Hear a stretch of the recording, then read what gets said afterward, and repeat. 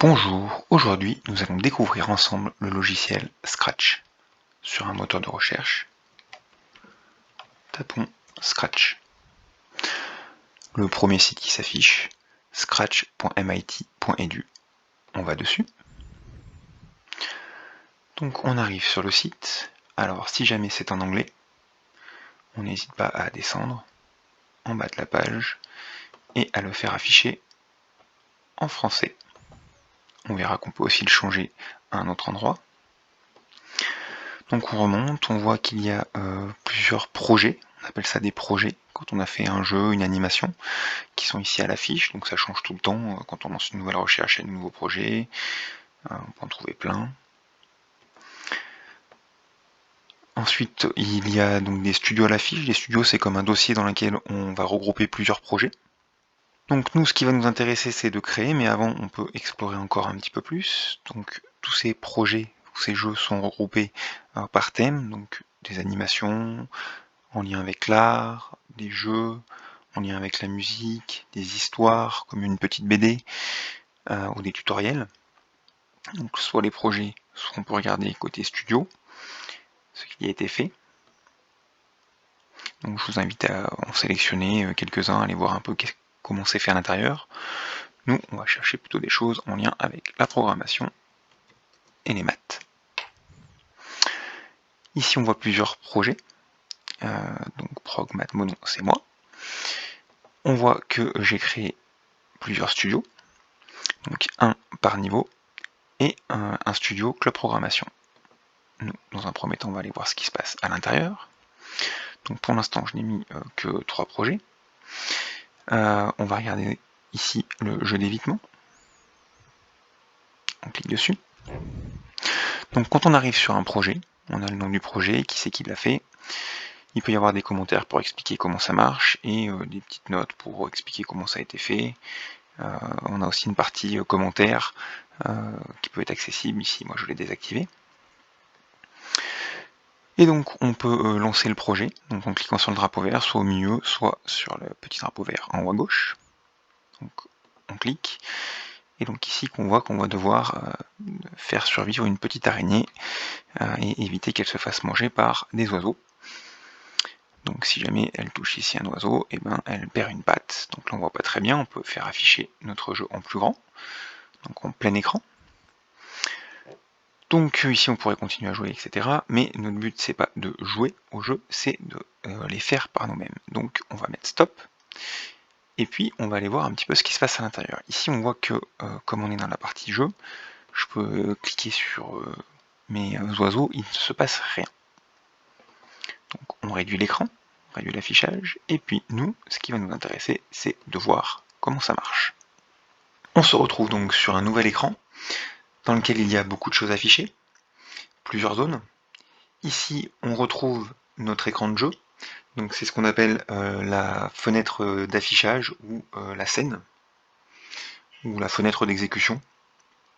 C'est là où on va voir ce qu'on va faire dans notre jeu. En dessous, on retrouve les différents personnages qui intervenaient dans ce jeu, donc c'est ce qu'on appelle des lutins, ou sprites en anglais. Juste à côté, on a aussi le fond d'écran, donc c'est ce qu'on appelle l'arrière-plan, qu'on peut modifier, on va voir après. Et puis à chaque fois qu'on bascule sur un nouveau personnage, ou là ici on peut le prendre, le déplacer, on bascule sur ce personnage, on voit qu'il y a toute la zone à gauche qui change.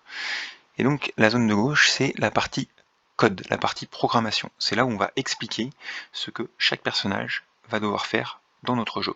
Chaque personnage a sa propre zone de code. Donc qu'est-ce que c'est que le code? Ce sont des petits rectangles, des petites briques, comme des briques de Lego, qu'on emboîte les unes avec les autres pour faire notre programme. Elles sont situées sur la gauche, elles sont rangées par thème, et il suffit de les prendre et de les faire glisser dans la zone de code pour pouvoir écrire notre code.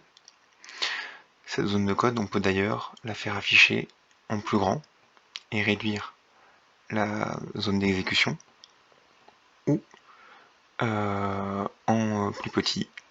On peut zoomer dedans, ou réduire l'affichage, ou revenir à l'affichage initial. Et puis quand on a des instructions, donc il suffit donc de les prendre, de les mettre à droite pour faire notre code. On clique dessus pour lancer le programme, ou on clique par exemple sur le drapeau vert pour lancer l'exécution. Pour les supprimer, soit on fait un clic droit, supprimer le bloc, soit on le prend, on le fait glisser, et on peut aussi faire un clic droit, dupliquer, pour copier des instructions qui sont déjà créées. Donc on voit qu'il y a des choses liées au mouvement, sur les déplacements, comment est-ce qu'on déplace notre personnage, des instructions liées à son apparence, le faire parler, changer sa couleur, l'agrandir sa taille, la réduire, etc. Des instructions aussi liées au son, pour faire des bruitages, je clique ici, on voit qui joue le son, pop. Des instructions liées aux événements, quand est-ce que notre programme va se lancer. Donc ça peut être quand le drapeau vert est cliqué, mais ça peut être aussi quand une touche est cliquée, ou quand on clique sur le lutin, etc. Ensuite, la partie un peu plus programmation, avec, on verra plus tard, donc des boucles, on répète plusieurs fois les mêmes instructions, des tests si quelque chose, alors on fait quelque chose, sinon on fait autre chose. On a aussi des instructions pour interagir avec le décor ou les autres lutins. Qu'est-ce qui se passe quand notre lutin touche le pointeur de souris, ou touche le bord de l'écran, ou touche un autre lutin. Il y a bien sûr les 4 opérateurs mathématiques pour faire des calculs, tester des nombres, voir si c'est plus grand, plus petit ou égal. Les opérateurs logiques aussi liés à la programmation. Et puis une partie variable. Une variable, qu'est-ce que c'est? C'est une petite boîte dans laquelle on peut stocker des informations. Ça peut être des nombres, ça peut être du texte, ça peut être autre chose. Et puis si on estime qu'on n'a pas assez d'instructions, on peut en créer d'autres et créer ses propres blocs. Enfin, sachez qu'on peut aussi rajouter des extensions. Et on utilisera, nous, par exemple, souvent le stylo pour laisser une trace écrite dans nos déplacements. Ça nous rajoute toute une série d'instructions qui permet donc d'effacer la zone de dessin, de se mettre en position d'écriture. Si je reviens sur notre écran, il y a des choses qu'on n'a pas encore expliquées. On peut voir en haut comme une barre de menu. Si on clique sur Scratch, on revient sur la page d'accueil du site. Le planisphère, donc pour choisir la langue, mettre en français. On peut importer un projet depuis notre ordinateur ou sauvegarder sur notre ordinateur, faire nouveau si on veut créer un nouveau fichier. Alors on peut revenir en arrière, restaurer si on a fait une modification. La touche CTRL-Z, enfin la combinaison de touches CTRL-Z marche bien sur Scratch. Sur la version en ligne, c'est plus compliqué. Ça marchait pas très bien sur l'ancienne version. Et on parlera plus tard de ce que c'est que le mode turbo. Ensuite, on voit qu'il y a des tutoriels, donc je vous invite à en explorer certains. Donc il y a des thèmes liés à l'animation, à l'art, à la musique, au jeu. Certains sont déjà traduits en français, d'autres pas encore, et donc ils sont sous-titrés. Donc vous verrez, il y en a plein de disponibles. Je vous invite à cliquer dessus, vous en sélectionnez un, et après vous le lancez, vous mettez Avec Scratch, tu peux créer tes propres histoires. On retrouve ici donc à chaque fois le nom du jeu et qui c'est qui l'a fait.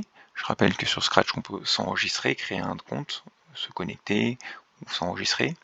On peut revenir à la page du projet en cliquant dessus et revenir à l'intérieur. Attention par contre, si on retourne sur le site de Scratch, il nous met une petite fenêtre, il nous dit attention, vous allez quitter le site, et donc on perd les modifications qu'on n'a pas sauvegardées. Ensuite, si je reviens à nos différents lutins, on voit que chaque lutin, quand on clique dessus, donc il y avait la zone de code qui change, mais un lutin, il a aussi un costume et il peut avoir des sons qui lui sont attribués. Donc les costumes, on voit que ce sont des images. Donc il y en a plusieurs, par exemple l'araignée, il y en a beaucoup. Les oiseaux, on en avait juste 2, et on basculait sur l'une sur l'autre pour donner l'impression de vol. On revient sur l'affichage principal. On rappelle qu'on peut, comme on est dans la partie création, déplacer un lutin, alors que si je me remets sur la page du projet, on ne peut pas le faire. On voit quand je déplace mon lutin justement qu'il y a des valeurs qui changent. Donc nos lutins, nos personnages sont repérés selon 2 coordonnées, donc par rapport à l'axe des X, horizontalement, et par rapport à l'axe des Y, verticalement.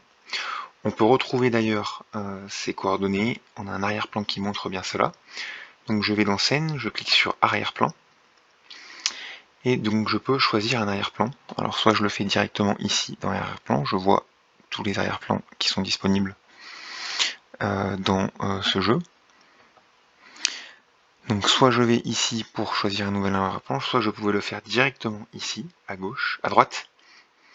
Et je peux donc soit en importer un depuis mon ordinateur, soit en prendre un au hasard, en dessiner un moi-même, en choisir un parmi la banque d'arrière-plan disponible. Si je vais tout en bas, on a un arrière-plan ici qui montre bien comment on repère les positions des lutins. Donc on voit que le centre c'est le point de coordonnées 0, 0, qu'on va jusqu'à 240 en abscisse, x jusqu'à plus 240 et jusqu'à moins 240 à gauche sur les axes des abscisses, et puis sur l'axe des ordonnées on monte jusqu'à y égale 180 et en bas y égale moins 180. Alors on parle de pas en fait ou de pixels dans Scratch quand on regarde le code, le mouvement. Alors si je reviens sur un lutin, on voit d'ailleurs que l'arrière-plan, on ne peut pas modifier les mouvements, on ne peut pas le déplacer, on peut juste jouer sur son apparence, mais on ne peut pas déplacer l'arrière-plan. Si je reviens sur un lutin, voilà, Scratch il s'appelle ça des pas, on pourrait dire des pixels. Pareil, au niveau des lutins, quand on choisit un lutin, on peut ici créer un nouveau lutin, donc soit on dessine un nous-mêmes, on prend au hasard, en importer un, ou on choisira un parmi la banque de lutins existants. Imaginons ici que je rajoute un lutin, le lutin habit. Et puis je vais voir, attention au niveau des costumes, on peut rajouter des costumes, et ça se fait ici. Et là cette fois on va rajouter uniquement costumes un par un. Donc quand j'étais sur le lutin, je vois que quand je me mettais dessus, en fait si je restais dessus, il me montrait les différents costumes que le lutin il avait.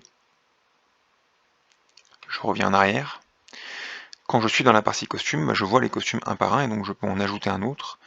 Et dans ce lutin habit, je peux très bien, si je veux, rajouter un costume avec un autre personnage. Voilà. Et ce sera un costume de plus dans mon personnage qui se prénomme ici habit. On voit pas son nom parce qu'il est caché. Il est marqué ici. Ici. On voit d'ailleurs dans l'affichage qu'on a d'autres informations sur le lutin. On a sa taille. On peut choisir s'il est affiché ou caché.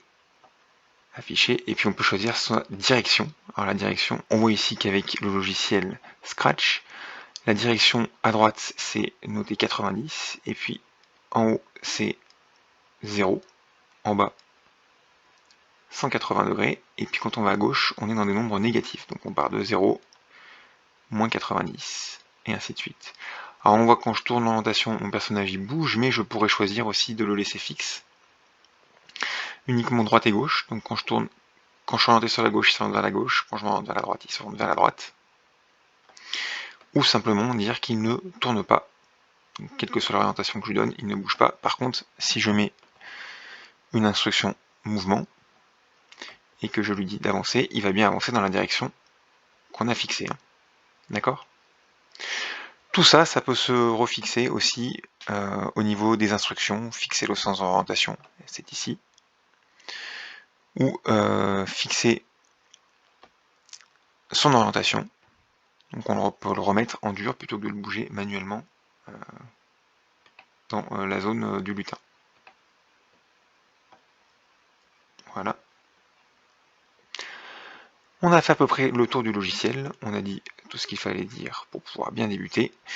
Dans une prochaine vidéo, on ira un peu plus en détail dans les instructions pour comprendre comment elles fonctionnent et qu'est-ce qu'elles font.